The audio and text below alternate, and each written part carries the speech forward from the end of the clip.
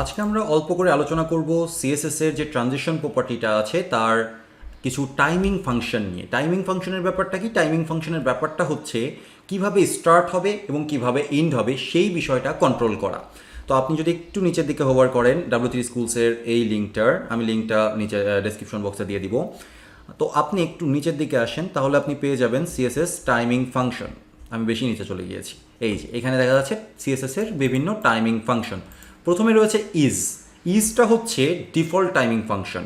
আমি কিন্তু চেঞ্জ করেছিলাম, আমি লিনিয়ার করেছিলাম। ইজের কনসেপ্টটা হচ্ছে এটা স্লোলি স্টার্ট করবে, দেন ফাস্ট এবং স্লোলি ইন করবে। অর্থাৎ স্টার্টটা হবে স্লোলি, তার মাঝখানে যে খুব দ্রুত করে ফেলবে, দ্রুত চলে যাবে এবং তারপরে যে হঠাৎ করে আস্তে হয়ে যাবে। তো ব্যাপারটা এরকম। এখন দেখেন সব কিছু সেম আকারে হচ্ছে, কোনো চেঞ্জ নেই। তো আমি এই জায়গাটাই আমার টাইমিং যা আছে থাক, লিনিয়ারের বদলে ইজ করে দেই। ইজ করলে কী পরিবর্তন আসে দেখা যাক। আসলে খুব দ্রুত হচ্ছে, তো বিষয়টা অতটাও গেস করা যাচ্ছে না, কিন্তু দেখেন এবার কিন্তু অনেকটা ফিল করা গেছে। স্টার্টটা ছিল মাঝখানে একটু দ্রুত এবং তারপরে আপনার আবার দ্রুত, আবার স্লো, স্টার্টিং স্লো, মাঝখানে দ্রুত, তারপরে আবার slow.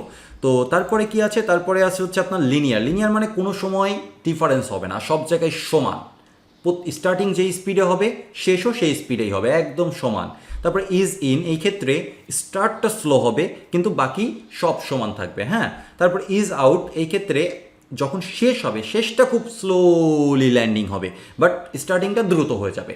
R is in out মানে হচ্ছে স্লো স্টার্ট এবং স্লো ইন্ড, স্লো স্টার্ট স্লো ইন্ড। এই তো অনেকটা হচ্ছে ইন স্লোলি, আর এটা হচ্ছে স্লো। ইন আউটের ক্ষেত্রে স্লো ইন্ড হবে। আর কিউবিক বেজিয়ার নিয়ে আমি নেক্সট লেকচারে কথা বলবো। তো আমি যদি দেখতে চাই যেটা কিভাবে পারফর্ম করছে সেটা বোঝার জন্য আমি এখানে কিন্তু রাইট বাটন ক্লিক করে ইন্সপেক্ট করতে পারি। ইন্সপেক্ট করার পরে let me change my orientation, আমাকে একটু অন্যদিকে সরিয়ে নিই, না হলে দেখা যাবে না ঠিক মতো। তো আমি এবার এখান থেকে এটাতে ক্লিক করলাম। এখানে দেখেন যে আমার স্টাইলটা রয়েছে, ট্রানজিশন রয়েছে। এইখানে আপনি কি করবেন, এর উপর একটা ক্লিক করবেন, ঠিক আছে?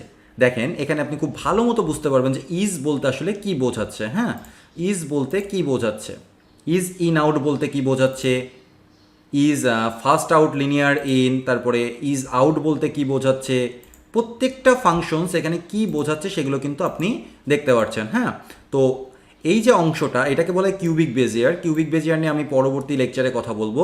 এটা একটা কাস্টম ফাংশন, আমরা নিজেরাই সিলেক্ট করতে পারি যে আমার কোন অংশের স্টার্টিং কেমন হবে। হ্যাঁ, কোন অংশের স্টার্টিং কেমন হবে, কি হবে না হবে, এই ফাংশনটার মাধ্যমে, এইটার মাধ্যমে। তো এই হচ্ছে বেসিক আপনার ফাংশন। আপনি যদি ইজ ইন দেন তাহলে একরকম হবে, যদি আপনি ইজ ইন আউট দেন তাহলে আর এক রকম হবে। আমি ইন দিয়ে দেখি কেমন অবস্থা দাঁড়ায়।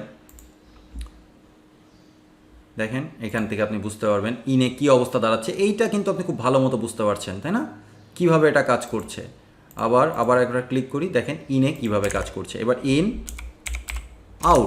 আউট কিভাবে কাজ করবে আমরা একটু দেখি। আচ্ছা, সো এটা সিলেক্ট করে ফেলি। এবার আমি এখানে হোভার করি, দেখেন ইন আউট কিভাবে কাজ করছে। এই হচ্ছে কনসেপ্ট, এখান থেকে আপনাকে দেখে নিতে হবে। তো এর পরবর্তী লেকচারে আমরা কিউবিক বেজিয়ার নিয়ে একটু আলোচনা করব। কিউবিক বেজিয়ার আমি ঠিকমতো প্রোনাউন্সিয়েশন করতে পারি না এই বিষয়টা। তো যাই হোক, আমি পরবর্তী লেকচারে এটা নিয়ে আলোচনা করছি।